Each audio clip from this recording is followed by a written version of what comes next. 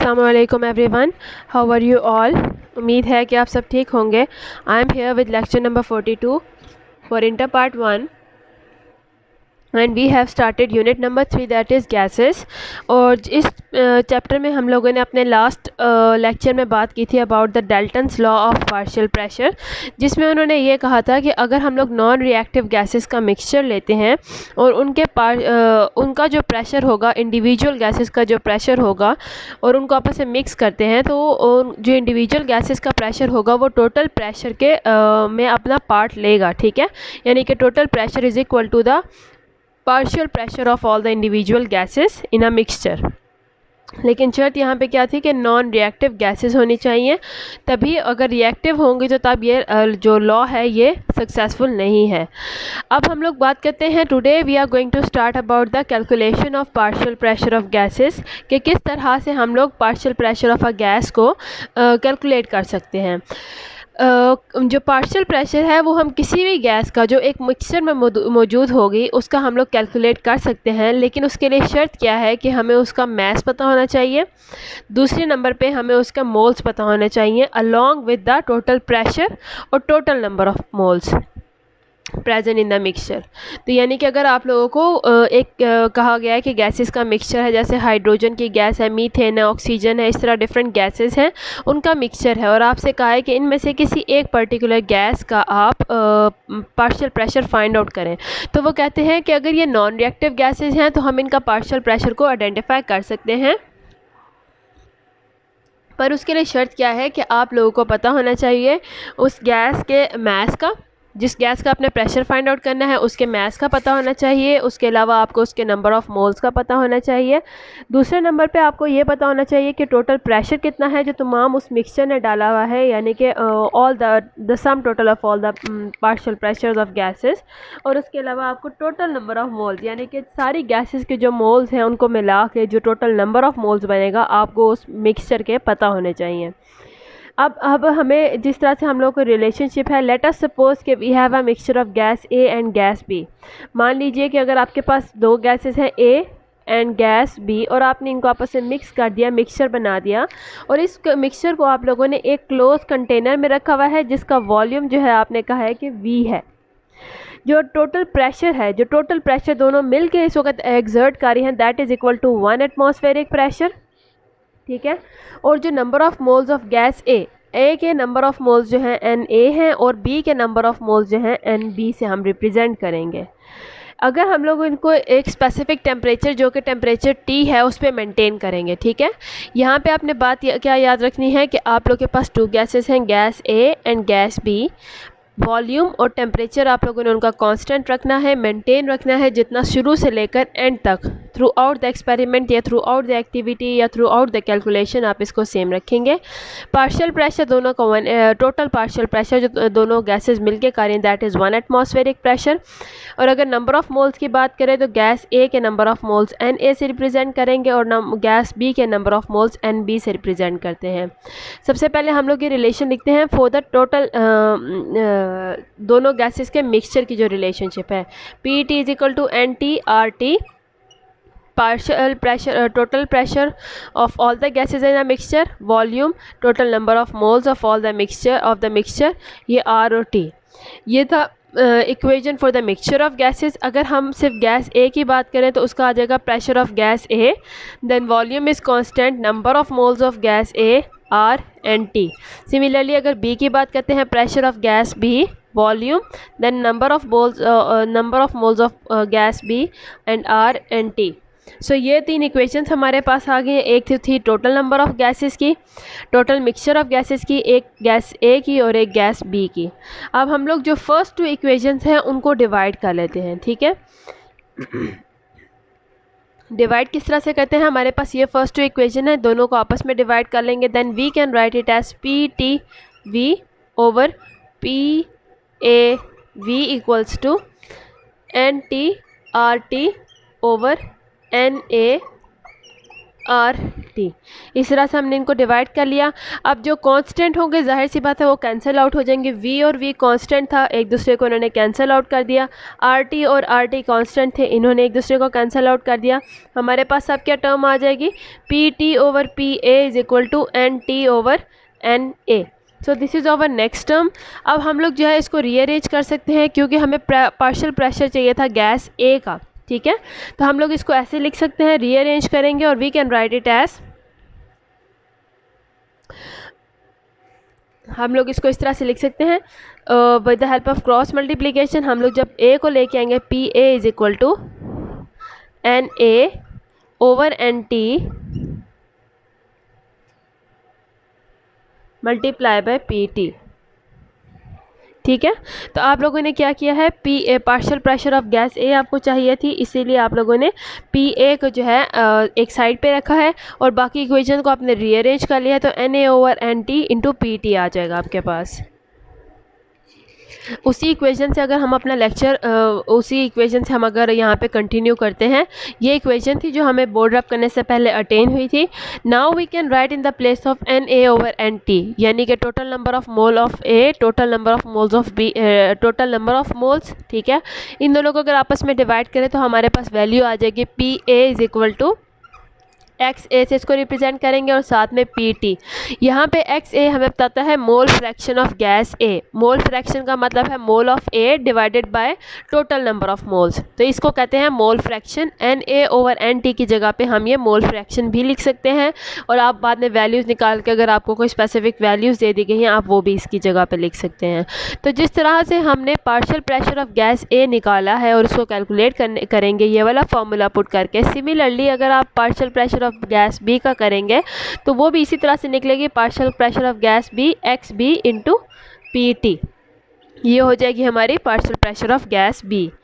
इसमें आप लोगों ने ये याद रखना है कि partial pressure of a gas, जो एक पार्शियल प्रेशर है किसी गैस का, वो क्या है, mole fraction of that gas. पहले आपने उस गैस का मोल फ्रैक्शन निकालना है। मोल फ्रैक्शन निकालने का तरीका क्या है कि total number of moles of gas divided by total number of moles of all the gases, ठीक है, by the total mixture of the total pressure of the mixture, और साथ में इसको मल्टीप्लाई करना है आप लोगों ने टोटल प्रेशर ऑफ मिक्सचर से। जितना उस पूरे मिक्सचर का प्रेशर होगा आपने उसके साथ इनको मल्टीप्लाई कर देना है इसकी मोल फ्रैक्शन को, तो आपको उस स्पेसिफिक गैस का जो है पार्शियल प्रेशर मिल जाएगा। यहाँ पे आपने ये बात याद रखनी है कि जो मोल फ्रैक्शन है जो एक गैस का होगा मिक्सचर में, वो हमेशा यूनिटी से कम होना चाहिए, क्योंकि टोटल नंबर ऑफ मोल्स आप लोग 1 कंसिडर कर रहे हैं, क्योंकि सम ऑफ मोल फ्रैक्शन जो है इज़ ऑलवेज इक्वल टू 1। तो ये जो यूनिट, ये हमेशा यूनिटी से कम होना चाहिए, ठीक है, 1 से कम होना चाहिए इसकी परसेंट जब आप इसको डिवाइड करेंगे। तो ये तो था हमारा अभी का लेक्चर जिसमें हम लोगों ने कैलकुलेशन की है कि अगर आपको एक मिक्सचर दे दिया जाए और आपने उसका पार्शियल प्रेशर को फाइंड आउट करना है उसमें से किसी स्पेसिफिक गैस का, तो आप क्या करेंगे। उसमें उन्होंने कहा है कि आपको पता होना चाहिए टोटल नंबर ऑफ मोल्स, आपको पता होना चाहिए number of moles of the gas, उसके अलावा आप लोग को पता होना चाहिए the total pressure of the mixture, ठीक है, और उसकी मदद से जो है आप ये डेरिवेशंस लगा के आप इसको फाइंड आउट कर सकते हैं। Now the next topic is about applications of Dalton's law, यानी कि डाल्टन ने जो ये अपना लॉ पेश किया था गैसेस का, तो उसको कहाँ कहाँ पे हम लोग इस्तेमाल कर सकते हैं।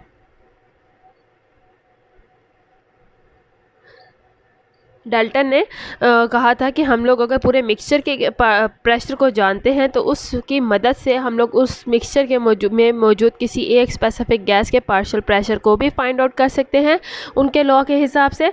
डाल्टन का कहना क्या था कि the partial pressure of the all the gases present in a mixture, the sum total of all partial pressure of all the gases present in a mixture is equal to the total pressure exerted on the container by the mixture, ठीक है। अब इसमें क्या है, application क्या है, यानी कि कहाँ कहाँ पे हम लोग डाल्टन्स का जो लॉ ऑफ पार्शियल प्रेशर है उसको इस्तेमाल कर सकते हैं, कहाँ पे इससे की मदद से हम लोग अपने प्रॉब्लम्स को सॉल्व कर सकते हैं, अपने इक्वेशंस को सॉल्व कर सकते हैं, अपने न्यूमेरिकल्स को सॉल्व कर सकते हैं। तो वो कहते हैं कि कुछ गैसेस जो हैं वो कलेक्टेड होती हैं। जैसे आप लैब में काम कर रहे हैं कोई केमिस्ट, तो वो जब गैसेस को कलेक्ट करते हैं तो उनमें से एक प्रोसीजर ये भी होता है कि वो वाटर की सरफेस के ऊपर गैसेस को कलेक्ट करते हैं। अब क्या होता है कि ड्यूरिंग कलेक्शन, जब आप गैस को कलेक्ट कर रहे हैं, हासिल कर रहे हैं वाटर की सतह के ऊपर, तो उसके अंदर वाटर के वेपर्स भी जमा हो जाएंगे और वो जो गैस होगी वो गीली नमी वाली हो जाएगी, यानी कि मॉइस्ट हो जाएगी। जो प्रेशर उस वक्त वो एग्जर्ट करेगी, ये जो मॉइस्ट गैस होगी, वो किसके बराबर होगा? The sum of the partial pressure of the dry gas, कि वो जो ड्राई गैस होगी और प्लस साथ में जो वाटर वेपर्स थे, उन दोनों का जो वो प्रेशर मॉइस्ट प्रेशर होगा। अब इसको हम लोग इक्वेशन में किस तरह से लिख सकते हैं कि partial pressure of moist gas, यानी ऐसी गैस जो आप लोगों ने वाटर के सरफेस के ऊपर कलेक्ट की थी और इसके अंदर कुछ वाटर के मॉलिक्यूल्स या वाटर के वेपर्स भी गैदर हो गए थे, तो वो एक जो प्रेशर है वो डिफरेंट प्रेशर एक्सर्ट करेगी अपने कंटेनर पे। तो वो प्रेशर क्या कहलाएगा? पी मॉइस्ट, यानी मॉइस्ट गैस का जो पार्शियल प्रेशर है is equal to partial pressure of dry gas plus partial pressure of water, यानी कि उसके अंदर जितने वाटर वेपर्स थे प्लस जो ड्राई गैस थी, उन दोनों का जो पार्शियल प्रेशर होगा मिक्स होकर ऐड अप हो गए, जो पार्शियल प्रेशर होगा मॉइस्ट गैस का वो बन जाएगा। या फिर अगर आप partial pressure of water vapours की जगह पे आप इसको लिख सकते हैं, आप इसके जगह पे मेंशन कर सकते हैं एक्वियस टेंशन भी इसे कहते हैं। जो वाटर वेपर्स का पार्शियल प्रेशर होता है उसको एक्वियस टेंशन का नाम भी दिया जाता है। इसी तरह से अगर आपने बस आप लोगों को दे दिया गया है फॉर एग्जांपल कि अगर P moist partial pressure of moist gas इतना था, एक्वियस टेंशन इसमें इतनी थी, तो अब आप फाइंड करें कि अकेली जो गैस थी, ड्राई गैस थी, उसका कितना पार्शियल प्रेशर होगा। तो आप इस इक्वेशन को रीअरेंज करके इस तरह से लिख सकते हैं, partial pressure of dry gas is equal to partial pressure of moist gas minus aqueous solution या aqueous tension। तो जब आप इसमें से मॉइस्ट गैस के प्रेशर में से वाटर वेपर्स के प्रेशर को निकाल देंगे तो आपको पता चल जाएगा कि ड्राई गैस का प्रेशर कितना होगा। तो इस वक्त जब हम लोग न्यूमेरिकल्स को सॉल्व कर रहे थे तो जो एक्वियस टेंशन है उसको सब्ट्रैक्ट किया जाता है टोटल प्रेशर के अंदर से। जो एक्वियस टेंशन है उसको टोटल जो प्रेशर है यानी मॉइस्ट गैस का, यानी कि ड्राई गैस प्लस वाटर का, उसमें से हम लोग वाटर के पार्शियल प्रेशर को माइनस कर देंगे और उसकी मदद से जो है हमें ड्राई गैस का जो है पार्शियल प्रेशर मिल जाएगा। उसके अलावा डेल्टन का लॉ जो है उसका भी इस्तेमाल है काफ़ी ज़्यादा प्रोसेस ऑफ रिस्पायरेशन में, सांस लेने में भी हम लोग डेल्टन लॉ का इस्तेमाल कर सकते हैं। इसको यूज़फुल कर सकते हैं, यूज़ में लेके आ सकते हैं। किस तरह से कि जो हमारा रिस्पायरेशन का प्रोसेस है यानी इनहेलेशन का और एक्सहेलेशन का, सांस अंदर लेने का और सांस बाहर निकालने का, वो भी पार्शियल प्रेशर के डिफरेंस के ऊपर डिपेंड करता है। किस तरह से कि जब कोई जानवर, कोई इंसान इनहेल करता है यानी कि ऑक्सीजन अंदर लेके जाता है, तो उस वक़्त जो ऑक्सीजन होगी एयर में वो हमारे लंग्स के अंदर जाती है, क्योंकि जो पार्शियल प्रेशर ऑफ ऑक्सीजन है हवा का वो 159 टॉर है, जबकि जो partial pressure of oxygen in lungs है वो 116 टॉर है। तो ये कॉन्सेंट्रेशन ग्रेडियंट के हिसाब से ये अंदर को रश करती है। जाहिर सी बात है जब एक outside the body of an animal, ये आउटसाइड द बॉडी है, ये इनसाइड द बॉडी है। आउटसाइड इसकी कॉन्सेंट्रेशन है 159 टॉर, ऑक्सीजन गैस के प्रेशर की बात हो रही है, और इनसाइड ऑक्सीजन गैस का प्रेशर कितना है 116 टॉर। तो अगर यहाँ पे कॉन्सेंट्रेशन ग्रेडियंट की बात करें तो a gas will move from higher concentration to lower concentration. That is why when we inhale, जब हम सांस अंदर को लेते हैं तो बाहर वाला जो गैस का ऑक्सीजन गैस की प्रेशर होगा वो ज़्यादा होगा और हमारे लंग्स के अंदर जो ऑक्सीजन गैस का प्रेशर होगा वो कम होगा। तो ऑक्सीजन ज़्यादा वाली जगह से थोड़ी वाली जगह पे जहाँ पे वो थोड़े प्रेशर है उसका वहाँ पे रश करती है, इसीलिए वो हमारे अंदर बॉडी के अंदर लंग्स के अंदर एंटर होती है। सेम प्रोसीजर है कार्बन डाइऑक्साइड को जब हम एक्सहेल करते हैं तो वो बाहर क्यों आ जाती है, वो बॉडी में क्यों नहीं रहती है। तो उसमें भी यही है कि जब अगर हम लोग उसको inside the body and outside the body से कंपेयर करें तो कार्बन डाइऑक्साइड की जो कॉन्सेंट्रेशन है वो इनसाइड द बॉडी हायर होगी और आउटसाइड द बॉडी लोअर होगी। तो कॉन्सेंट्रेशन ग्रेडियंट के हिसाब से जो कार्बन डाइऑक्साइड है वो ऑपोजिटली मूव करेगी फ्रॉम हायर टू लोअर, वहाँ पे कॉन्सेंट्रेशन डिफरेंस आ जाएगा। यहाँ पे ऑक्सीजन बाहर ज़्यादा थी और इंडिविजुअल की बॉडी में कम थी, इसीलिए वो अंदर की तरफ जा रही है। और कार्बन डाइऑक्साइड की बात करें तो वो इंडिविजुअल की बॉडी के अंदर ज़्यादा होगी और बाहर कम होगी, इसीलिए वो बाहर की तरफ जहाँ पे वो कम है वो उसकी तरफ मूव करेगी। उसके अलावा ये तो हो गई बात रेस्पिरेशन की, उसके अलावा partial pressure of moisture and dry gases की।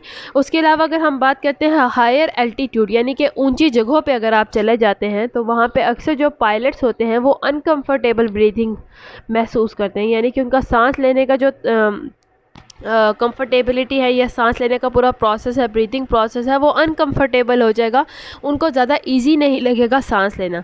क्यों? क्योंकि जो पार्शियल प्रेशर ऑफ ऑक्सीजन है वो प्रेशराइज्ड कैबिन में जब ऊंची हाइट में जाएं और वहाँ पे अगर ऑक्सीजन का एक प्रॉपर प्रेशर मेंटेन ना किया हो तो वहाँ पे जाके ऑक्सीजन की जो कॉन्सेंट्रेशन है वो 159 से नीचे हो जाती है। जब 159 होगी बाहर तभी हमारी बॉडीज़ में वो रश करती है ऑक्सीजन, क्योंकि हमारी बॉडीज़ में कम है। लेकिन जब हम ऊंची हाइट्स पे जाते हैं वहाँ पे क्योंकि ऑक्सीजन की मिकदार कम है और अगर आप अपने जो कैबिन में आप मौजूद हैं उसको प्रेशराइज नहीं करेंगे तो यहाँ पे जो आउटसाइड वाली इन्वायरमेंट होगी वहाँ पे भी ऑक्सीजन की मिकदार कम हो जाएगी। जब यहाँ पे ऑक्सीजन की मिकदार कम होगी तो ऑफकोर्स वो इतनी जल्दी अंदर की तरफ बॉडी के अंदर रश नहीं करेगी, भागेगी नहीं, मूव नहीं करेगी, और जब वो बॉडी के अंदर नहीं जाएगी तो वो जो भी उधर इंसान मौजूद हैं वो प्रॉपरली ब्रीथ नहीं कर पाएंगे और इससे उनको सांस लेने में मुश्किल होगी। इसीलिए वो लोग क्या करते हैं, प्रेशराइज्ड कैबिन का इस्तेमाल करते हैं, यानी ऐसे कैबिन जिनके अंदर ऑक्सीजन का एक प्रॉपर ये वाला प्रेशर मेंटेन हो, ताकि वहाँ पे जो पायलट्स हैं या जो भी वहाँ पे लोग मौजूद हैं उनको अनकंफर्टेबल ब्रीथिंग का सामना ना करना पड़े। ये बात हो गई है हाई एल्टीट्यूड की। इसी तरह अगर हम लोग बात करें डीप सी डाइवर्स की, वो लोग जो गोताखोर जो दरिया में गहरे समंदर में गहरी जगहों में जाते हैं, वहाँ पे भी क्या है, वहाँ पे ऑक्सीजन को किसी इनर्ट गैस जैसे कि हीलियम के साथ मिक्स करके वो अपने पीछे जो उनके पास सिलेंडर्स हैं उनके अंदर डाइव करते हैं।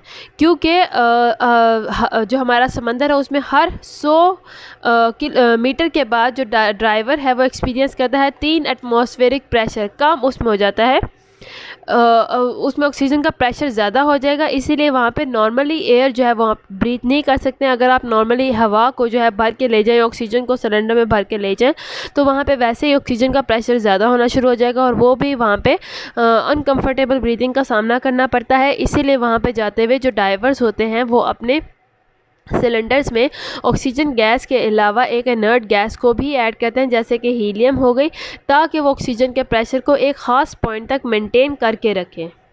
जैसे जैसे वो जो है बॉडी सी के अंदर गहराई में जा रहे हैं तभी उनकी बॉडी में जो है ऑक्सीजन प्रॉपरली जाएगी, एडजस्ट होगी, डिज़ोल्व होगी, उनके ब्लड में डिफ्यूज़ होगी, अगर बाहर वाला जो प्रेशर है वो प्रॉपरली मेंटेन किया जा सके। तो उम्मीद है आपको यहाँ तक लेक्चर समझ आया हो आज का। अगर यहाँ पे आपको कोई भी प्रॉब्लम है, कोई इशू है, तो आप मुझसे कमेंट सेक्शन में डिस्कस कर सकते हैं। I am here to help you out. अल्लाह हाफिज़।